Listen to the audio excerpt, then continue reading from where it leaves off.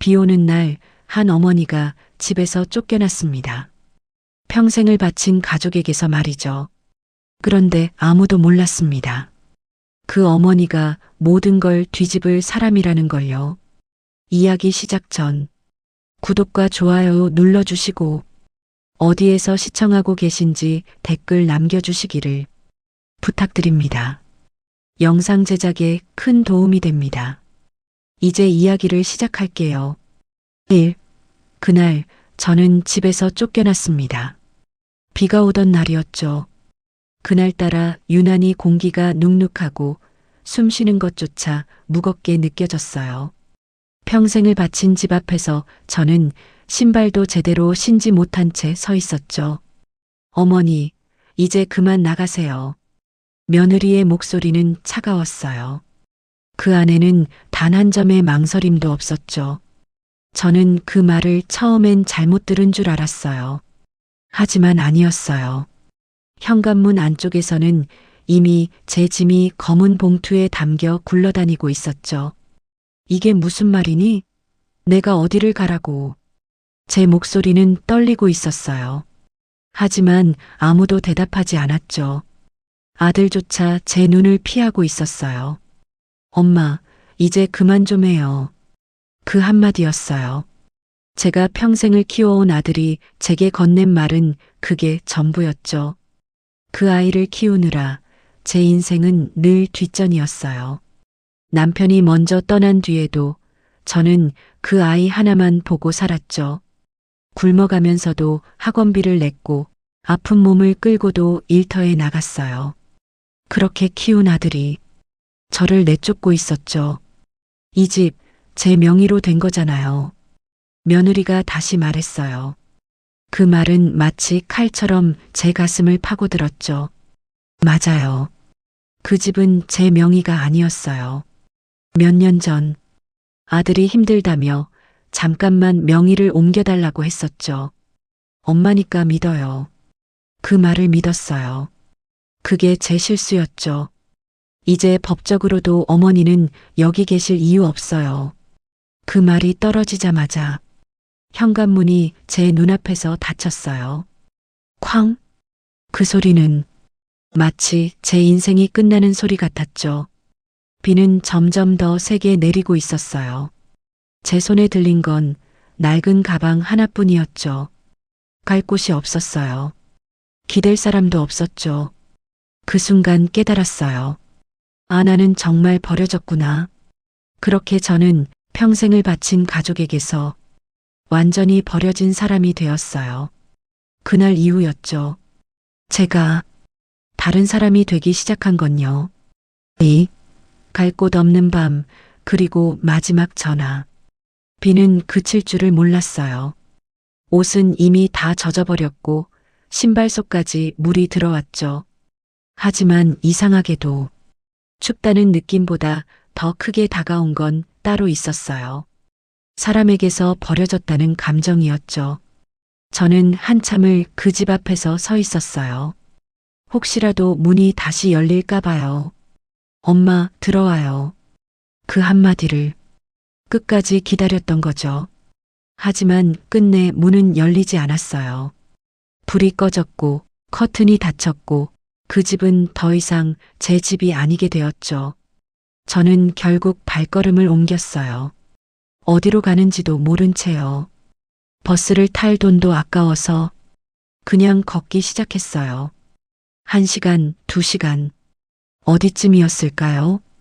낯선 동네의 작은 공원 벤치에 앉았죠. 몸이 떨렸어요. 비 때문이 아니라 이제 정말 아무도 없다는 사실 때문이었죠. 그때였어요. 주머니 속에서 핸드폰이 울렸어요. 처음엔 받기 싫었어요. 혹시 아들이면 저는 무너질 것 같았거든요. 하지만 화면을 본 순간 손이 멈췄어요. 모르는 번호였죠. 잠시 망설이다가 전화를 받았어요. 여보세요. 제 목소리는 거의 들리지 않을 정도로 작았어요. 그런데 수화기 너머에서 낯선 남자의 목소리가 들려왔죠. 혹시 김태현님 되십니까? 저는 잠시 말을 잇지 못했어요. 누군가 제 이름을 정확히 부르고 있었으니까요. 맞는데요, 누구세요? 그러자 그 남자는 조심스럽게 말을 이어갔어요. 저는 법무법인 형석의 변호사입니다. 변호사라는 말에 저는 순간 헛웃음이 나왔어요. 이 상황에서 변호사라니요. 하지만 다음 말은 제 숨을 먹게 만들었죠. 오랫동안 찾고 있었습니다. 저를요? 예. 고객님께서 상속 대상자로 지정되어 계셔서요. 그 말이 처음엔 전혀 이해가 되지 않았어요. 상속이라니요. 저는 평생 남에게 받을 게 없는 사람이었으니까요. 무슨 말씀이신지 제가 떨리는 목소리로 묻자 그 남자는 분명하게 말했어요. 고객님의 친부께서 돌아가셨습니다. 그 순간 시간이 멈춘 것 같았죠. 친부요? 저는 평생 아버지가 없는 사람으로 살아왔어요. 그런데 지금 와서 갑자기 상속자라고요? 지금 바로 뵐 수 있을까요? 비는 여전히 내리고 있었지만 이상하게도 제 심장은 조금씩 뜨거워지고 있었어요. 그날 밤 모든 걸 잃었다고 생각했던 그 순간에 전혀 다른 문이 열리기 시작하고 있었죠. 그리고 저는 아직 몰랐어요. 그 전화 한 통이 제 인생을 완전히 뒤집어 놓게 될 거라는 걸요. 3. 제가 몰랐던 이름, 그리고 숨겨진 과거. 그날 밤 저는 그 남자를 만나러 갔어요. 비를 맞은 채로요. 몸은 젖어 있었지만 이상하게도 발걸음은 멈추지 않았죠. 마치 어디에 이끌리듯이요. 약속 장소는 생각보다 조용한 곳이었어요. 큰 건물도 아니었고 화려하지도 않았죠.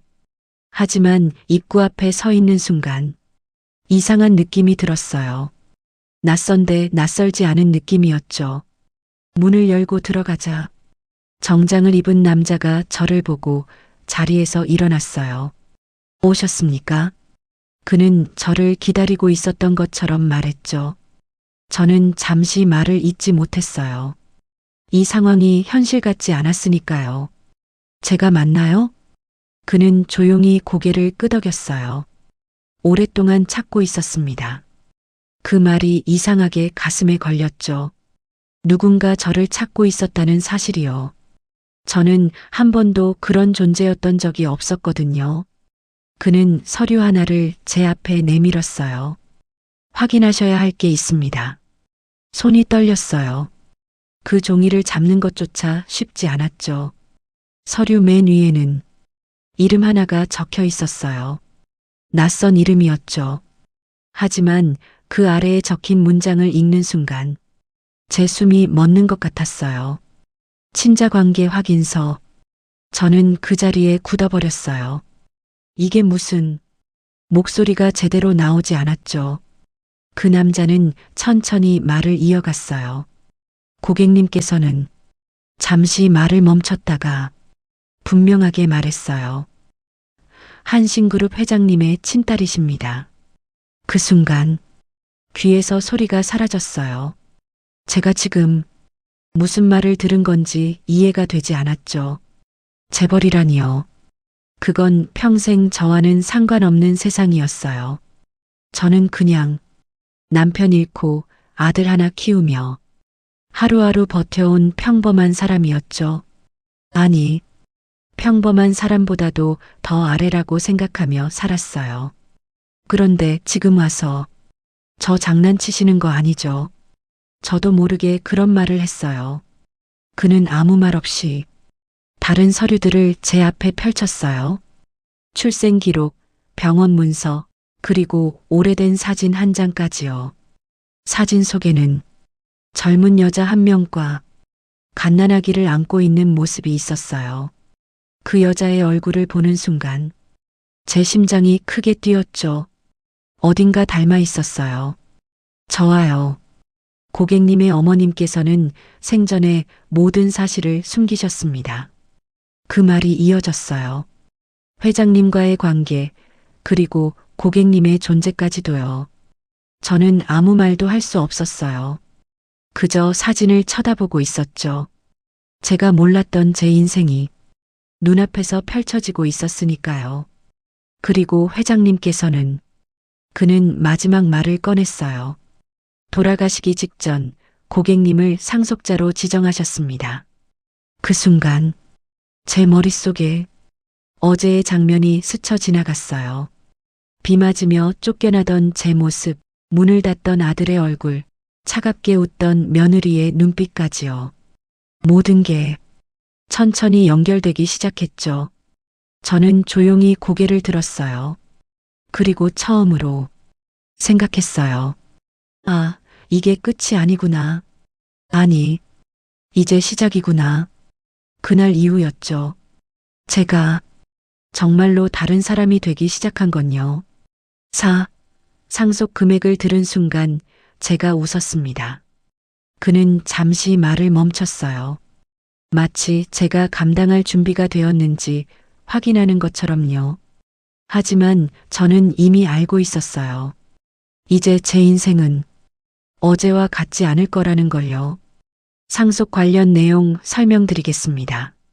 그의 말투는 여전히 차분했어요.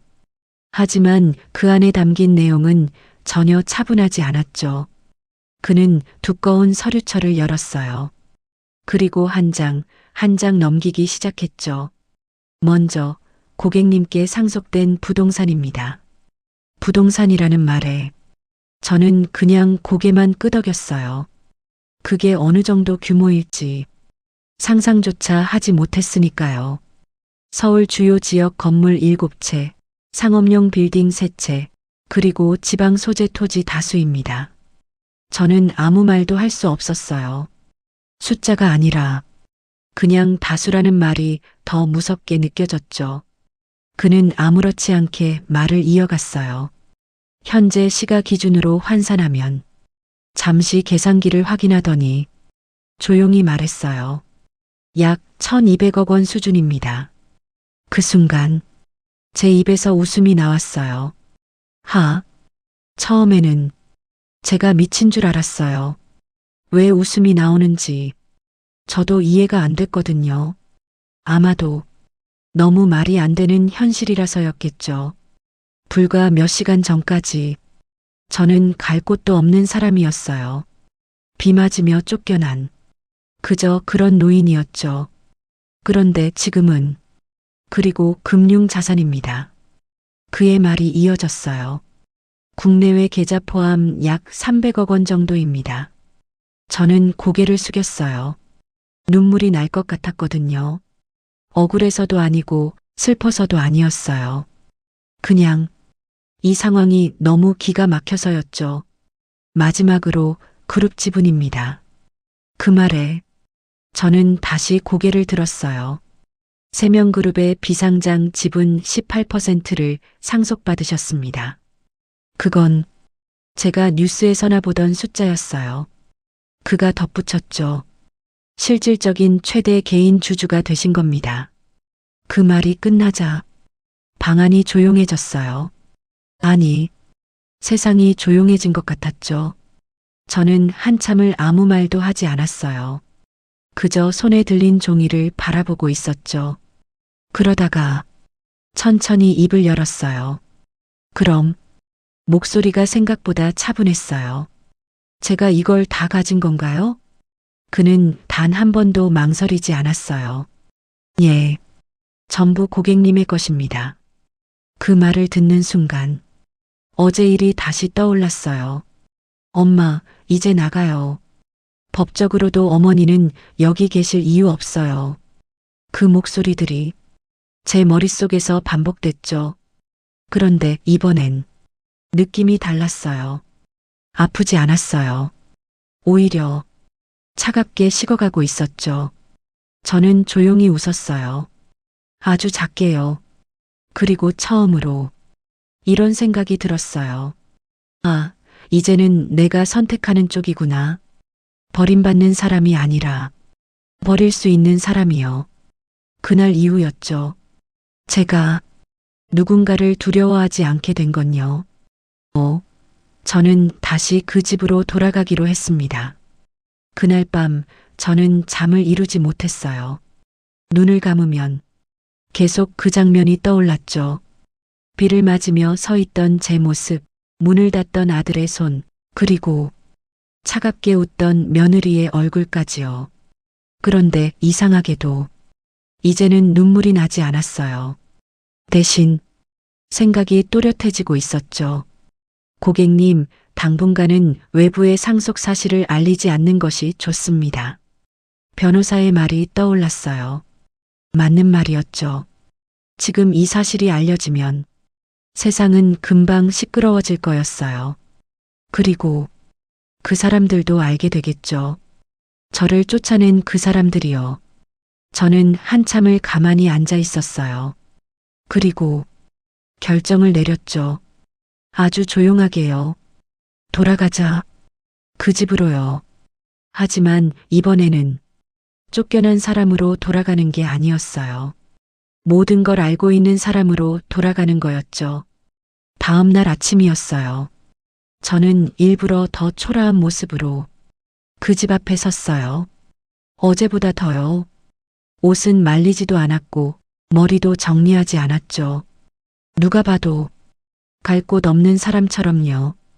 초인종을 눌렀어요. 잠시 후 문이 열렸죠. 며느리였어요. 저를 보자마자 얼굴이 굳었죠. 어머니 아직 안 가셨어요? 그 말투에는 짜증이 그대로 묻어 있었어요. 저는 고개를 숙였어요. 갈 데가 없어서 목소리를 일부러 작게 냈죠. 하룻밤만 있게 해주면 안 될까? 그 순간 며느리의 입꼬리가 아주 살짝 올라갔어요.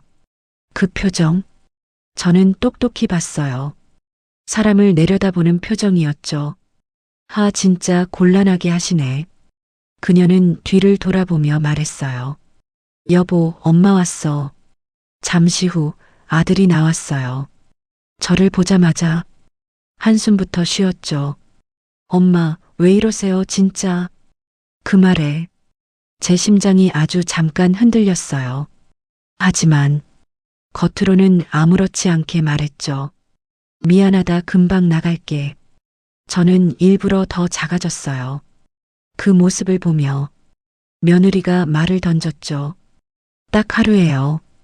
그 말이 떨어지는 순간 저는 고개를 깊이 숙였어요. 고맙다. 하지만 그 순간 아무도 모르게 제 표정이 바뀌었죠.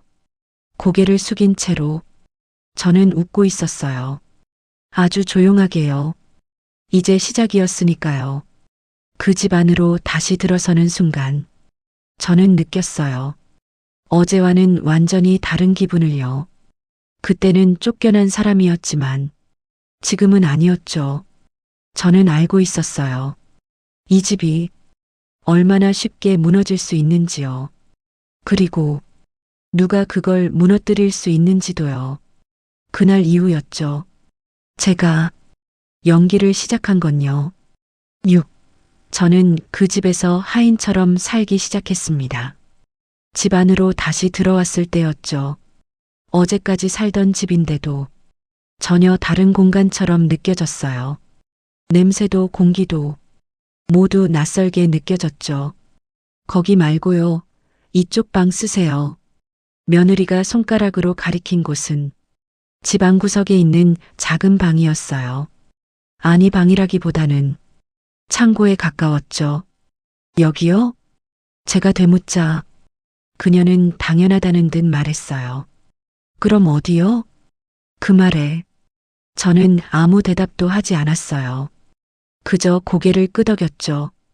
그 방 안에는 작은 이불 하나와 낡은 베개가 전부였어요. 그걸 보는 순간 문득 생각이 들었죠. 내가 여기서 이 정도 취급이구나. 하지만 이상하게도 마음이 무너지진 않았어요. 오히려 더 차분해지고 있었죠. 아침은 6시에 준비해 주세요. 며느리의 말이 이어졌어요. 아이 어린이집 보내야 해서요. 저는 다시 고개를 끄덕였어요. 네. 그날 밤 저는 거의 잠을 못 잤어요. 몸은 피곤했지만 머릿속이 너무 또렷했거든요. 이 집 구조, 사람들의 생활 패턴, 그리고 어디서부터 무너뜨려야 할지요. 다음 날 아침이었어요. 저는 5시도 되기 전에 일어났어요. 부엌으로 가서 밥을 짓고 국을 끓이고 반찬을 꺼냈죠. 예전에도 해왔던 일이었지만 지금은 느낌이 완전히 달랐어요. 와, 오늘은 왜 이렇게 빨라요? 며느리가 나오며 말했어요. 그 말투에는 칭찬이 아니라 비꼼이 담겨 있었죠. 저는 그냥 웃었어요. 일찍 일어나서 그 말을 듣고 그녀는 피식 웃었어요. 이렇게 하실 거면 진작 좀 잘하시지. 그 말에 제 손이 잠깐 멈췄어요. 하지만 곧 다시 움직였죠. 아들은 아무 말도 하지 않았어요. 그저 밥을 먹으면서 휴대폰만 보고 있었죠. 한 번도 저를 쳐다보지 않았어요. 그게 더 아프더라고요. 식사가 끝나자 며느리가 말했어요. 설거지도 해주시고요. 빨래도 좀 돌려주세요. 잠시 망설이다가 한마디를 더 붙였죠. 어차피 계실 거잖아요. 그 말은 저를 사람으로 보지 않는 말이었어요. 그저 쓸모 있는 존재 정도로 보는 거였죠. 저는 조용히 고개를 끄덕였어요. 그래. 그날 하루 종일 저는 집안일을 했어요. 허리를 제대로 펼 시간도 없이요. 청소를 하고 빨래를 하고 아이를 돌보고 쓰레기를 버리고 그렇게 하루가 지나갔죠. 밤이 되었을 때였어요. 저는 제 방으로 들어가 문을 조용히 닫았어요. 그리고 가방에서 작은 수첩 하나를 꺼냈죠. 그 안에는 제가 오늘 본 것들이 적혀 있었어요.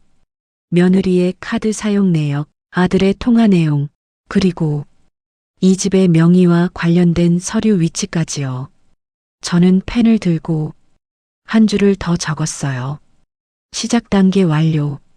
그리고 아주 천천히 입꼬리가 올라갔죠. 낮에는 아무 말도 하지 않았지만 밤이 되면 저는 완전히 다른 사람이 되고 있었어요. 그날 이후였죠. 제가 사냥을 시작한 건요. 7. 저는 그들의 비밀을 알아버렸습니다. 그날도 평소와 다르지 않았어요. 아침 일찍 일어나 밥을 하고 집안을 정리하고 아무 말 없이 그 집 안을 돌아다녔죠. 겉으로 보기엔 그저 순하고 말 잘 듣는 노인처럼요. 하지만 속은 완전히 달라져 있었죠. 저는 계속 보고 있었어요. 그들의 말투, 표정, 그리고 작은 습관들까지요. 여보, 오늘 카드 좀 조심해서 써요. 며느리의 말이었어요. 저는 그 말을 듣는 순간 손이 멈췄죠. 카드요?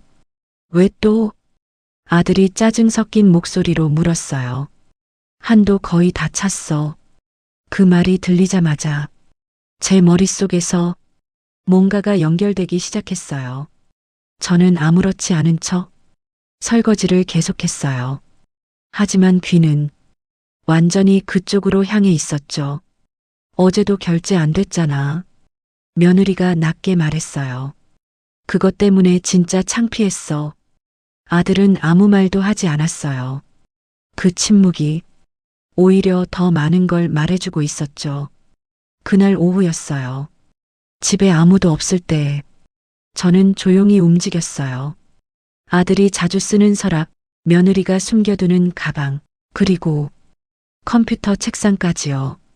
손이 떨렸지만 멈추지 않았어요. 지금 이 순간이 가장 중요한 순간이라는 걸 알고 있었으니까요. 서랍 안에서 두꺼운 봉투 하나를 발견했어요. 겉에는 아무것도 적혀 있지 않았죠. 천천히 열어봤어요. 그 안에는 여러 장의 종이가 들어 있었어요. 처음엔 뭔지 몰랐어요. 하지만 몇 장 넘기지 않아도 알 수 있었죠. 채무 독촉장. 그 단어가 눈에 확 들어왔어요. 저는 숨을 죽였어요. 그리고 더 빠르게 넘겼죠. 카드 연체, 대출 연체, 그리고 사채 계약서까지요. 그 순간 제 입꼬리가 아주 천천히 올라갔어요. 아, 이거구나. 이 사람들이 저를 쫓아낸 이유요. 제가 짐이 아니라 돈이 필요했던 거였죠. 그래서 집 명의를 가져갔고, 그래서 저를 내쫓은 거였어요. 그때였어요. 문 여는 소리가 들렸어요. 저는 재빨리 서류를 원래대로 넣고 자리를 떴어요.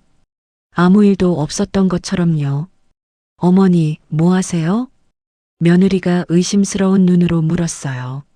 저는 천천히 돌아봤어요. 그리고 아주 순한 얼굴로 말했죠. 청소 좀 하고 있었어.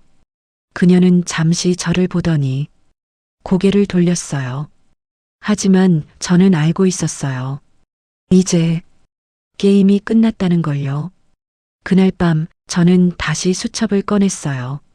그리고 이렇게 적었죠. 약점 확보 완료. 잠시 펜을 멈췄다가 한 줄을 더 썼어요. 이제 무너뜨린다. 그날 이후였죠. 제가 망설이지 않게 된 건요. 8. 저는 일부러 돈을 내밀었습니다. 그날 저녁이었어요. 집안 분위기가 이상하게 무거웠죠. 아들은 계속 한숨을 쉬고 있었고 며느리는 휴대폰을 들여다보며 얼굴이 굳어 있었어요. 저는 아무 말 없이 식탁 옆에 서 있었죠. 마치 아무것도 모르는 사람처럼요. 하지만 속으로는 이미 다 알고 있었어요. 그들이 지금 얼마나 궁지에 몰려 있는지요. 진짜 어떡하지? 며느리가 낮게 중얼거렸어요. 아들은 짜증 섞인 목소리로 말했죠. 조용히 좀 해. 그 말에 며느리의 표정이 더 굳었어요. 저는 그 모습을 가만히 보고 있었어요. 그리고 아주 천천히 입을 열었죠. 무슨 일 있니? 둘 다 동시에 저를 쳐다봤어요. 그 눈빛에는 짜증과 경계가 섞여 있었죠. 어머니는 신경 안 쓰셔도 돼요. 며느리가 먼저 말했어요. 그 말투는 여전히 차가웠죠. 하지만 저는 물러서지 않았어요. 그래도 얼굴이 안 좋아 보여서 조심스럽게 말했어요. 일부러요. 그 순간 아들이 한숨을 쉬며 말했어요. 사업이 좀 꼬였어요. 거짓말이었죠. 사업이 아니라 빚이었으니까요. 하지만 저는 모르는 척 고개를 끄덕였어요. 그래, 힘들겠다. 그리고 잠시 침묵이 흘렀어요. 그 틈을 노렸죠. 저는 아주 조심스럽게 가방을 열었어요. 그리고 봉투 하나를 꺼냈죠. 이거. 두 사람이 동시에 시선을 떨궜어요. 얼마 안 되지만 저는 일부러 말을 흐렸어요. 조금 보탤까 해서. 그 순간 며느리의 눈이 번쩍 뜨였어요. 아들도 처음으로 저를 똑바로 쳐다봤죠. 그게 얼마예요? 며느리가 재빨리 물었어요.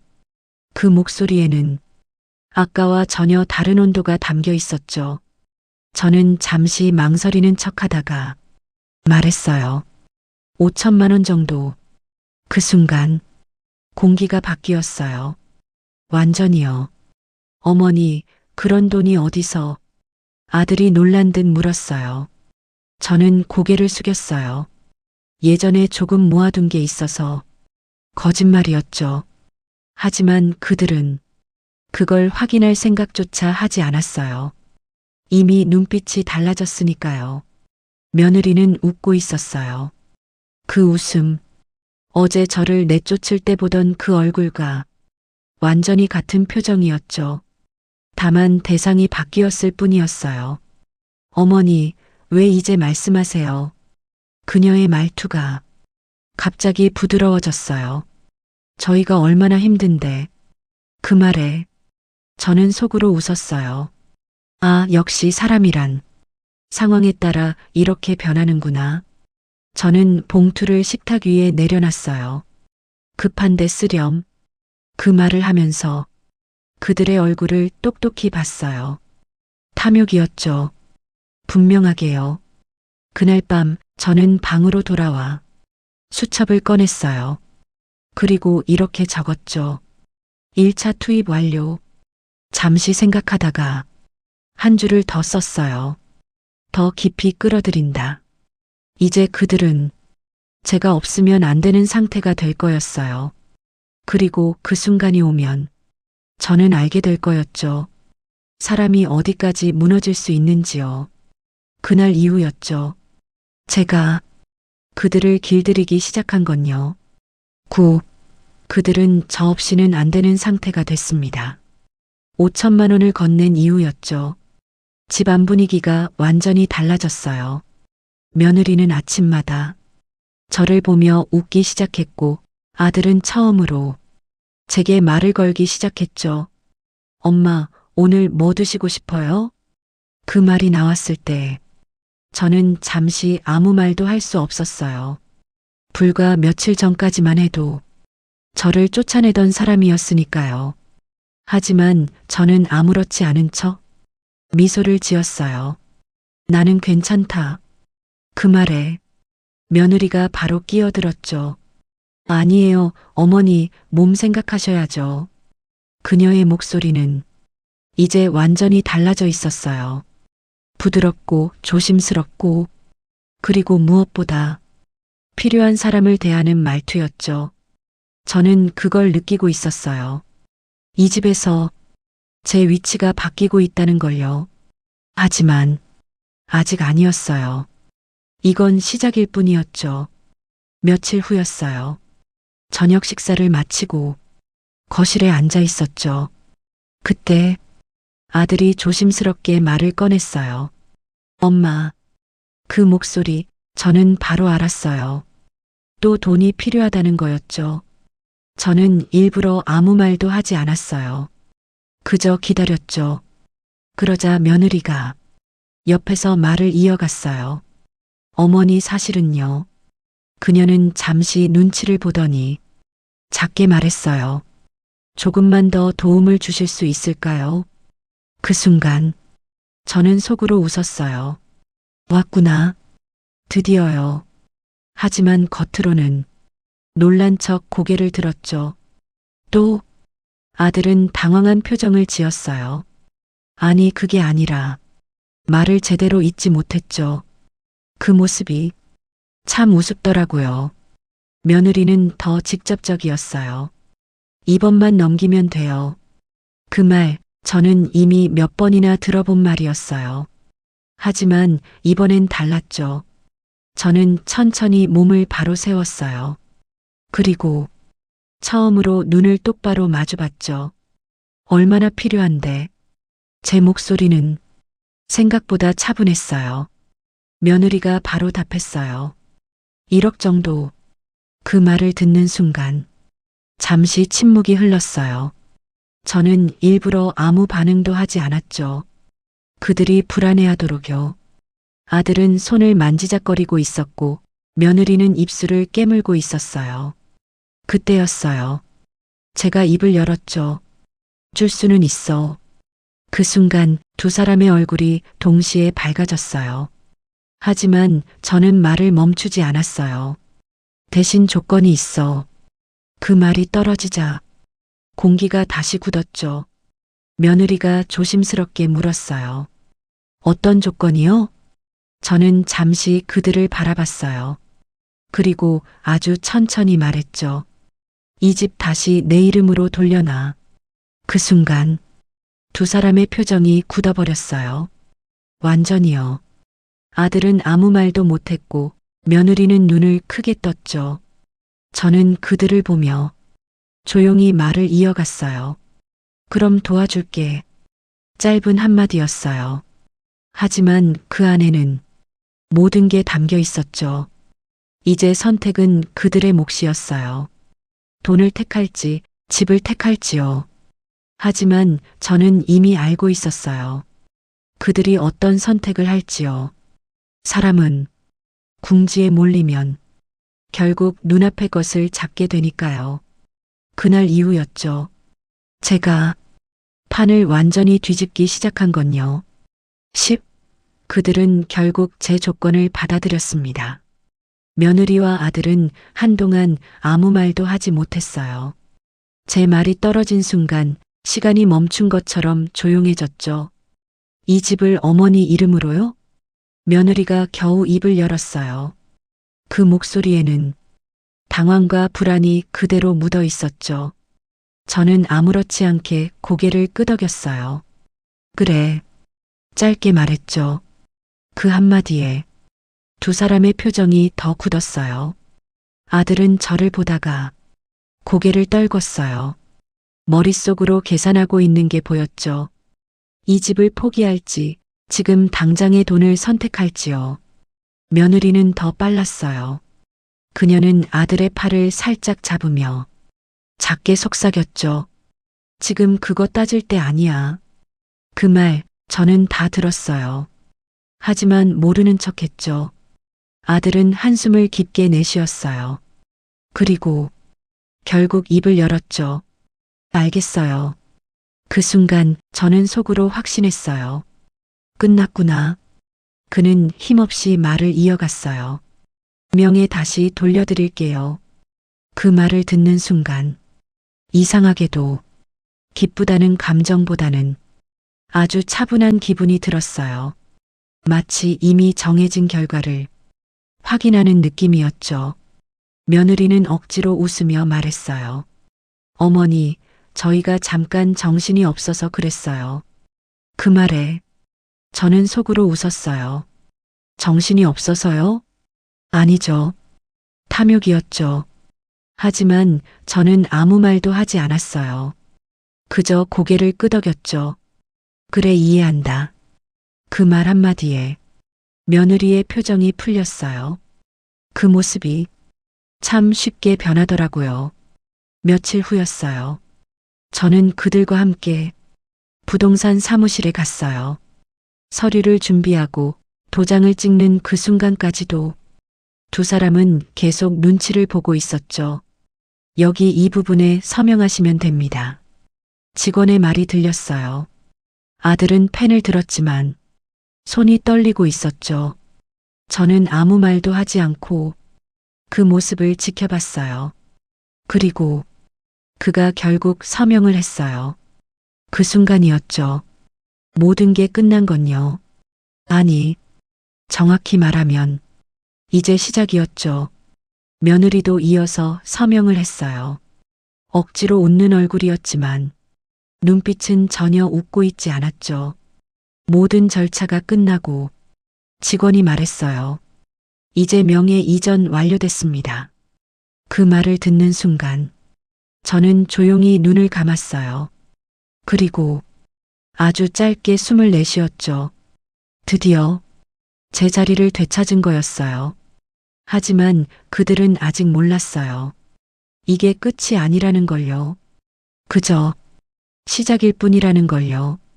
그날 이후였죠. 제가 망설임 없이 움직이기 시작한 건요. 10일, 저는 제 이름을 처음으로 밝혔습니다.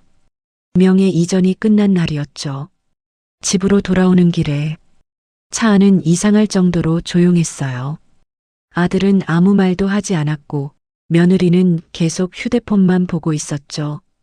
아마도 서로 눈을 마주칠 용기가 없었을 거예요. 저는 창밖을 바라보고 있었어요. 그날 비가 오던 날이 떠올랐죠. 같은 길, 같은 집으로 돌아가고 있었지만 완전히 다른 사람이 되어 있었어요. 집에 도착했을 때였어요. 며느리가 먼저 입을 열었죠. 어머니, 이제 좀 편하게 지내세요. 그 말 참 이상하더라고요. 며칠 전까지만 해도 저를 내쫓던 사람이었는데요. 저는 아무 말 없이 신발을 벗고 들어갔어요. 그리고 처음으로 거실 한가운데에 섰죠. 예전엔 늘 구석에 있었는데요. 이날은 아니었어요. 둘 다 앉아라. 제 입에서 나온 말이었어요. 저도 조금 놀랐죠. 그런데 더 놀란 건 아들과 며느리였어요. 두 사람은 서로를 한번 보더니 조심스럽게 소파에 앉았어요. 그 모습이 참 낯설더라고요. 저는 천천히 그들 앞에 앉았어요. 그리고 한참을 아무 말도 하지 않았죠.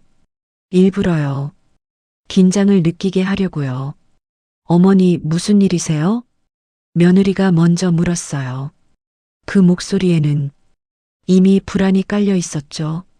저는 조용히 가방을 열었어요. 그리고 서류 하나를 꺼냈죠. 탁! 테이블 위에 내려놨어요. 이거 읽어봐라. 아들은 서류를 들었어요. 처음엔 별 반응이 없었죠. 하지만 몇 줄 읽지 않았을 때였어요. 그의 표정이 완전히 굳어버렸어요. 이게 뭐야? 목소리가 떨리고 있었죠. 며느리가 옆에서 서류를 뺏어봤어요. 그리고 그녀도 말을 잇지 못했죠. 그 안에는 상속 관련 내용이 담겨 있었어요. 부동산, 금융자산, 그리고 그룹 지분까지요. 며느리가 떨리는 목소리로 물었어요. 어머니, 이거 진짜예요? 저는 그 질문을 듣고 조용히 웃었어요. 아주 천천히요. 그래. 짧게 대답했죠. 그 순간 두 사람의 얼굴이 완전히 무너졌어요. 아들은 저를 보며 말을 더듬었어요. 엄마 그럼 왜 말 안 했냐는 거였죠. 저는 그 말을 끊었어요. 왜 말 안 했냐고? 그의 눈을 똑바로 보며 말했죠. 아무도 눈을 피하지 못했어요. 너희가 나한테 어떻게 했는지 기억 안 나냐? 그 말이 떨어지는 순간 공기가 얼어붙었어요. 며느리는 아무 말도 하지 못했고 아들은 고개를 떨궜죠. 저는 계속 말했어요. 비 오는 날 나 쫓아냈지. 엄마, 깔 데도 없는 사람을. 목소리는 높지 않았어요. 하지만 그 안에 담긴 건 전부였죠. 저는 천천히 몸을 일으켰어요. 그리고 마지막으로 말했죠. 이제는 내가 선택한다. 그 순간 두 사람은 아무 말도 하지 못했어요. 저는 등을 돌렸어요. 그리고 걸어 올라갔죠. 이 집에서 처음으로 당당하게요. 그날 이후였죠. 제가 숨지 않게 된 건요. 12. 저는 그들을 내보냈습니다. 그날 밤이었죠. 집안은 이상할 정도로 조용했어요. 아들과 며느리는 각자 방에 들어가 있었고 저는 거실에 혼자 앉아 있었죠. 불도 켜지 않은 채로요. 어둠 속에서 저는 한참을 생각했어요. 지금까지 있었던 일들, 그리고 앞으로 해야 할 일들까지요.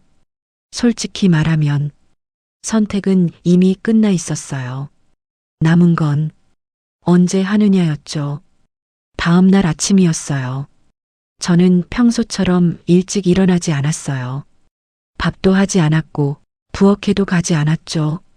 대신 거실에 앉아 있었어요. 조용히요. 며느리가 먼저 나왔어요. 부엌을 보더니 표정이 굳었죠. 어머니 아침은요? 그 말투 예전과는 달랐지만 아직 완전히 바뀌진 않았어요. 저는 그녀를 바라봤어요. 그리고 처음으로 말했죠. 오늘부터 안 한다. 그 한마디에 며느리의 얼굴이 굳었어요. 네. 그때 아들도 나왔어요. 상황을 보더니 불안한 표정을 지었죠. 저는 두 사람을 번갈아 보며 차분하게 말했어요. 이 집, 내 집이다. 짧은 말이었어요. 하지만 그 안에 담긴 의미는 분명했죠. 두 사람은 아무 말도 하지 못했어요. 저는 계속 말했어요. 그러니까 이제 나가라. 그 순간 공기가 완전히 얼어붙었어요. 며느리가 먼저 반응했어요. 어머니, 지금 무슨 말씀을? 그녀의 목소리는 떨리고 있었죠. 저는 끊었어요. 그날 너희가 나한테 한 말이다. 조용히 말했어요. 하지만 단호하게요. 깔 데 없으면 알아서 찾아라. 그 말이 떨어지자 며느리의 눈이 흔들렸어요. 아들은 아무 말도 하지 못했죠. 그저 고개를 떨군 채로 서 있었어요. 저는 더 말하지 않았어요. 이미 충분했으니까요. 한참의 침묵 끝에 아들이 입을 열었어요. 엄마, 죄송해요. 그 말 너무 늦었죠. 저는 고개를 저었어요. 그 말은 그날 했어야지. 그 순간 그의 눈에서 눈물이 떨어졌어요. 하지만 저는 흔들리지 않았어요. 이미 끝난 일이었으니까요. 며느리는 끝까지 아무 말도 하지 않았어요. 그저 입술을 깨물고 있었죠. 몇 시간 뒤였어요. 두 사람은 짐을 싸기 시작했어요. 조용히요. 아무 말도 없이요. 그리고 문 앞에 섰을 때였죠. 아들이 마지막으로 저를 봤어요. 무언가 말하려는 눈이었지만 결국 아무 말도 하지 못했어요. 문이 열리고 그리고 닫혔죠. 쾅! 그 소리는 그날과 같았어요. 하지만 이번엔 달랐죠. 쫓겨난 사람이 아니라 내보낸 사람이 저였으니까요. 집안은 다시 조용해졌어요. 저는 한참을 그 자리에 서 있었어요. 그리고 천천히 거실로 걸어갔죠. 햇빛이 들어오고 있었어요. 따뜻하게요. 저는 소파에 앉았어요. 그리고 처음으로 느꼈어요. 아, 이제 끝났구나. 아니죠. 이제야 제 인생이 시작된 거였어요. 그날 이후였죠. 제가 진짜 제 삶을 살기 시작한 건요. 사람은 가진 게 없어서 무너지는 게 아니죠. 사람을 잘못 믿었을 때 무너지는 겁니다. 그리고 때로는 그 무너짐이 새로운 시작이 되기도 하죠. 이 이야기가 마음에 남으셨다면 구독과 좋아요로 함께 해주세요.